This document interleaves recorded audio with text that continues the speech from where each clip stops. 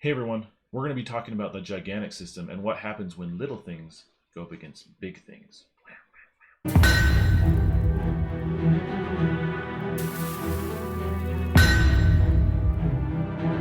So let's talk about the gigantic system as it was introduced in Index Card RPG Hardsuit. And the gigantic system builds upon the foundations of chunks and vehicles as it was set out in 2nd edition and in Master Edition, but it extends the principles found there to how we can address things that get quite large, or how do they get bigger and how do they scale. So as we face bigger and bigger monsters, do they take damage normally? Do they have hearts? How does it work?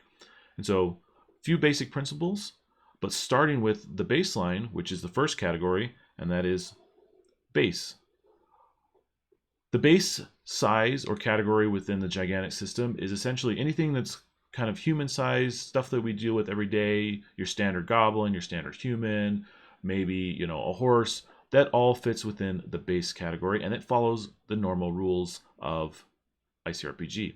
You deal damage, it deals damage normally, you have hearts, all that jazz. But as things get bigger, we move into the vehicle category. This has already been described in, like I said, the chunk system.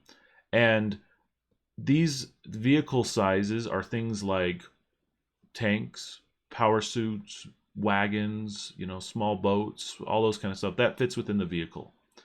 And when it comes to taking damage, for example, if a human, like the spearman here, wanted to face off against this tank, if he rolls and hits him with his spear, this tank would only take half damage because base sized creatures or targets only deal half damage to vehicles.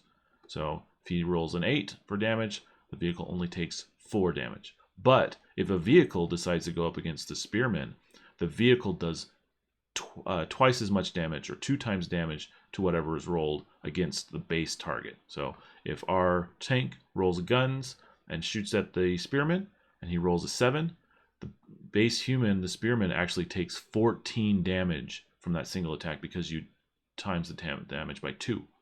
Really threatening stuff when you're going from a base to a vehicle. So you got to be careful. But things can still get bigger from there. So we have our spearmen, which is base, our vehicle, our tank, and then we have giants. These are creatures over 20 feet tall, something like a T-Rex, for example. These are large house size, a building, a 3-mast ship, some sea monster, a whale, things like that. These are large creatures or large things bigger than a standard vehicle.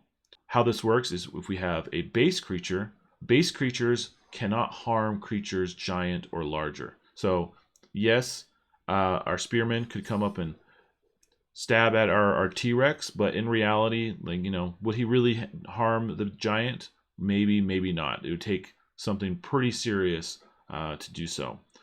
But a vehicle, on the other hand, if a vehicle decided to go after a giant, the vehicles inflict 1 damage maximum per attack. So even if he rolled 8 damage against this T-Rex, he would deal 1 damage, 1 point of damage. And so these giants can be quite fearsome. If you're, for example, as another idea, instead of a T-Rex, think about like King Kong. King Kong or something, or at least like the 1930s version of King Kong climbing the mountain. The planes come by, does some damage to King Kong, and then he falls. But things can get even bigger from there. All right, we have our base, our vehicle, and our giants. But then what about something like a Titan? This is Lord Arden. He's quite large. Things like 50, 100 feet tall, we're talking like Godzilla-sized stuff. They're truly terrifying. They destroy anything in their path, barely noticing stuff that's happening. It's just, they're crushing buildings, they're doing all sorts of things, and it's just a mess, these Titans. So base monsters, no go. Vehicles and, giants, I don't know if anything's going to be giant attacking, but essentially for players, they're going to have access to base and vehicles. But for a vehicle can inflict 1 point of damage maximum with a critical hit. So you've got to roll a critical with a vehicle to hurt a Titan for 1 point of damage. It's quite intense. So you're facing off against Lord Arden, You're facing off against a dragon, a large dragon, things like that. Like this becomes an intense fight as you're trying to fight for criticals. But there's one more category bigger than this. I know it's insane. But we're gonna move Hardsuit out of the way for a second, and we're gonna introduce the Behemoths. These massive, huge things are truly just incredible. They're forces of nature. This thing is 500 feet tall. They're practically mountains at this point. You may never see one, or they've been dormant forever. Like, these things are considered gods to some. We have an example here, a lay walker. Now, these behemoths, few and far between. There is no real conventional means to harm a behemoth. You'd have to be really creative, really methodical with what you do to address one of these things. But puny human ain't going to do anything. A vehicle's not going to have much luck. Even a T-Rex biting at this thing's ankle is probably not going to do anything.